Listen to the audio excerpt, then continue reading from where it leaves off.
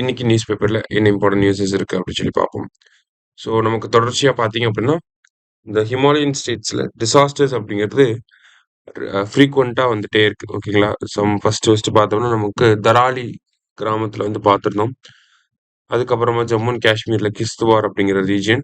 இப்போ அகைன் பார்த்தீங்கன்னா, உத்தரகாண்ட்ல தேராதூன்ல ஒரு டாரன்ஷியல் ரெயின், ஃபிளாஷ் ஃப்ளட் எல்லாமே வந்திருக்கு. சரிங்களா?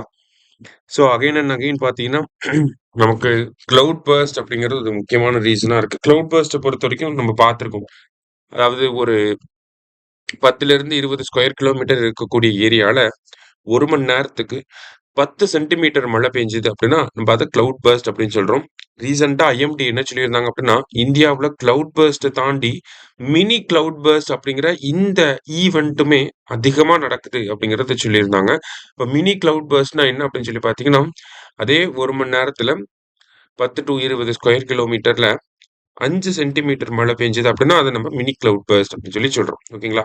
ஸோ இந்த மாதிரியான நிகழ்வுகள் அடிக்கடி நடக்குது. அதுவும் குறிப்பா மான்சூன் டைம்ல ஹிமாலயன் ஸ்டேட்ஸ்ல அடிக்கடி நடக்கிறனாலயும் நமக்கு கிளாசியர் லேக் அவுட்பர்ஸ்ட் ஃப்ளட் அப்படின்னு சொல்லுவாங்க. கிளாஃப் அப்படின்னு சொல்லுவாங்க. சரியா? இந்த மாதிரியான நிகழ்வுகள்னாலயும் என்ன ஆகுதுன்னா, நமக்கு கேட்ச்மெண்ட் ஏரியால அதிகமான தண்ணீர் வந்து தேங்கிருது. அது அப்படியே ஃபிளாஷ் ஃப்ளட்டா நமக்கு வர ஆரம்பிச்சுது. ஓகேங்களா? ஸோ ஃபிளாஷ் ஃப்ளட்டா வர்றப்ப நமக்கு இந்த மாரி ஹியூமன் செட்டில்மெண்ட்ஸ், ஹியூமன் லைவ்ஸ் எல்லாமே லாஸ் ஆகுது. இதுக்கு முக்கியமான இன்னொரு பிரச்சனை என்ன அப்படின்னு சொல்லி பார்த்தீங்கன்னா, கிளைமேட் சேஞ்ச் அப்படிங்கிறது. சரியா? கிளைமேட் சேஞ்ச்னால தான் இது எல்லாமே இன்கிரீஸ்டு ஃப்ரீக்வென்சியோட நடக்குது அப்படிங்கிறத நம்ம புரிஞ்சுக்கணும்.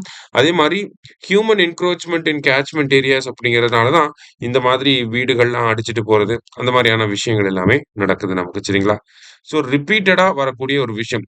ஓகேவா? இந்த மாதிரி மழை, வெள்ளம், மக்கள் இறந்து போறாங்க அப்படிங்கிறது இந்த 2 மாசமா ரிப்பீட்டடா வந்துகிட்டே இருக்கு.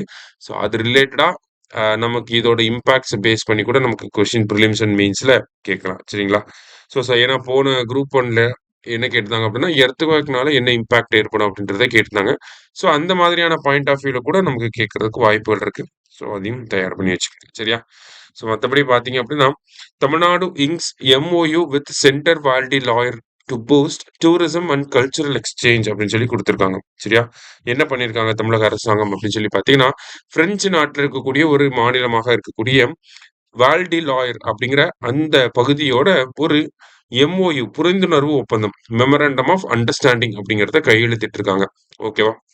எதுக்காக அப்படின்னு சொல்லி பார்த்தீங்கன்னா, நமக்கு to promote cultural exchange and tourism அப்படின்னு சொல்லி குடுத்திருக்காங்க. ஓகேவா? அதாவது தமிழ்நாட்டுக்கும் அந்த பகுதிக்கும் கல்ச்சுரல் எக்ஸ்சேஞ்ச ப்ரொமோட் பண்ணணும், டூரிசம ப்ரொமோட் பண்ணணும் அப்படிங்கிறதுக்காக என்ன பண்ணியிருக்காங்க, ஒரு புரிந்துணர்வு ஒப்பந்தம் அப்படிங்கிறத கையெழுத்திட்டிருக்காங்க. சரியா? அது ஒரு முக்கியமான செய்தியா இருந்துச்சு. அத தாண்டி பார்த்தீங்கன்னா, 2 விருது வழங்கும் விழா அப்படிங்கிறதும் நடந்திருக்கு.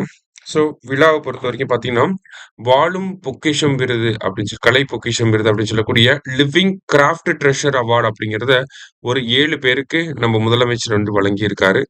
அதே மாரி பார்த்தீங்கன்னா, பூம்புகார் ஸ்டேட் அவார்ட் அப்படிங்கிறதையும் வழங்கியிருக்காங்க. இந்த பூம்புகார் ஸ்டேட் அவார்ட் எது தொடர்பாக வரும் அப்படிங்கிறத கூட கேட்கலாம். நமக்கு அதுவுமே பார்த்தீங்கன்னா, இந்த கிராஃப்ட் பெர்சன்ஸ் ரிலேட் பண்ணி தான் வரும். சரிங்களா?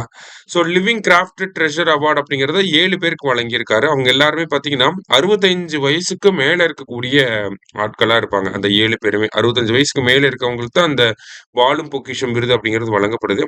ரூ. 1,00,000 பரிசு தொகை, 8 கிராம் தங்கம், தாமிர பத்திரம், சர்டிபிகேட் எல்லாமே குடுப்பாங்க. அதே மாரி பூம்புகார் ஸ்டேட் அவார்ட பொறுத்தவரைக்கும் பார்த்தீங்கன்னா, 10 கலைஞர்களுக்கு வந்து வழங்கப்பட்டிருக்கு. அவங்களோட வயது வந்து பார்த்தீங்கன்னா, 30 வயசுக்கு மேல இருக்கணும். அவங்களுக்கு ரூ. 50,000 பரிசு தொகை, 4 கிராம் தங்கம், தாமிர பத்திரம், அது இல்லாம சர்டிபிகேட் எல்லாமே குடுக்குறாங்க. சரியா? கூடுதலா இத நம்ம தெரிஞ்சுக்கணும். அவ்வளவுதான். சரியா? நன்றி.